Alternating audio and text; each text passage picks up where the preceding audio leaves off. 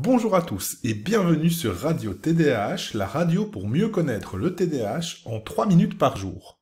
Aujourd'hui, je vous propose une étude de Rosenthal et collaborateurs réalisée en 2022 et qui concerne les conflits de fratrie et le TDAH. En effet, de nombreuses recherches ont mis en évidence qu'un plus grand nombre de conflits entre frères et sœurs dans l'enfance est corrélé à des difficultés d'adaptation au début de l'âge adulte. À l'opposé, la proximité entre frères et sœurs, tant dans l'enfance qu'à l'âge adulte, peut être le prédicteur le plus significatif de l'adaptation d'une personne. Les relations étroites entre frères et sœurs dans l'enfance ont été liées à des relations plus saines avec les pères et peuvent agir comme une protection contre les événements stressants de la vie pendant et après l'enfance. En somme, les relations fraternelles jouent un rôle extrêmement important non seulement dans le développement, mais aussi dans l'adaptation. Dans le cadre du TDAH, les comportements perturbateurs fréquents des jeunes enfants atteints de TDAH peuvent avoir un impact négatif sur les membres de la famille, comme par exemple plus de stress parental. Dans le cas des frères et des sœurs, les relations sont également affectées négativement par la présence du TDAH chez l'enfant. Les frères et sœurs des enfants atteints de TDAH sont souvent confrontés à plus d'anxiété, de colère et il y a également souvent beaucoup plus de conflits dans ces fratries. Il semble également que cette quantité de conflits soit un facteur de risque à l'apparition d'autres problèmes comme des troubles du comportement ou une diminution du bien-être général de l'entièreté de la famille.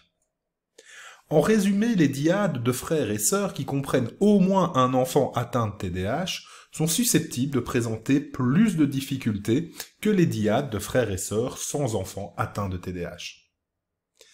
Aujourd'hui, les interventions qui ciblent cette population en particulier peuvent être non seulement bénéfiques pour les relations entre frères et sœurs, mais aussi préventives contre les résultats négatifs à l'âge adulte.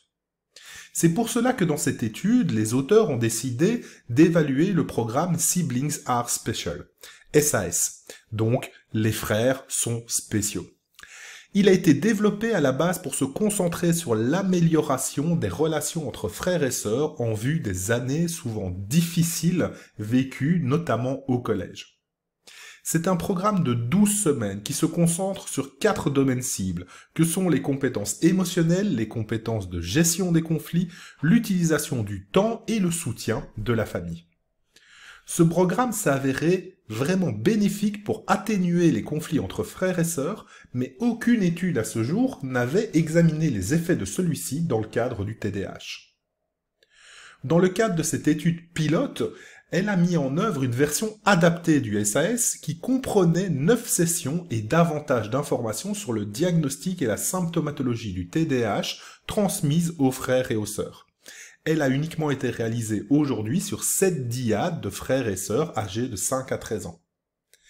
Les résultats de cette étude pilote mettent en évidence que la fréquence moyenne des agressions verbales et physiques a été réduite au cours de l'intervention, et que l'intensité moyenne des agressions verbales et physiques a également diminué.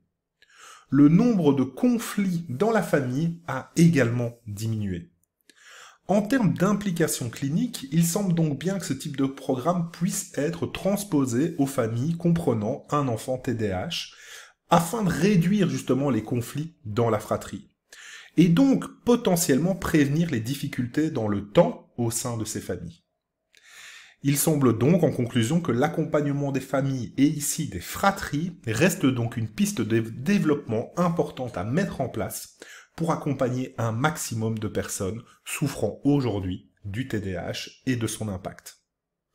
On se retrouve donc tout bientôt pour une nouvelle vidéo sur les études concernant le TDAH. Allez, à bientôt.